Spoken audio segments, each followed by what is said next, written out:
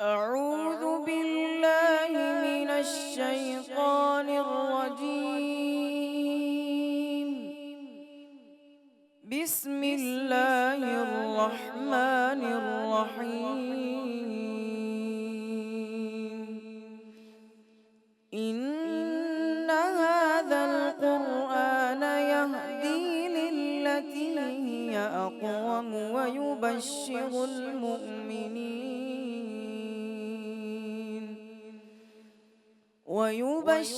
المؤمنين الذين يعملون الصالحات أن لهم أجرا كبيرا، وأن الذين لا يؤمنون بالآخرة أعتدنا لهم عذابا أليما.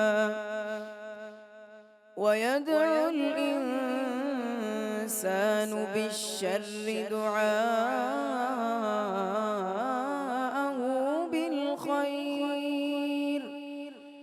وكان الإنسان عجولا.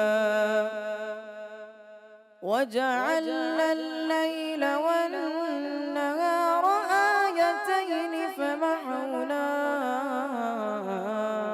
آية الليل وجعلنا آية النهار مبصرة لتبتغوا فضلا من ربكم ولتعلموا عدد السنين والحساب، وكل شيء فصلناه تفصيلا، وكل إنسان ألزمناه طائره في عنقه، ونخرج له يوم القيامة كتابا يلقاه منشورا.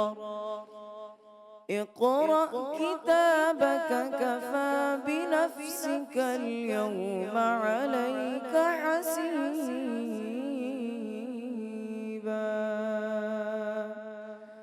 صدق الله العظيم.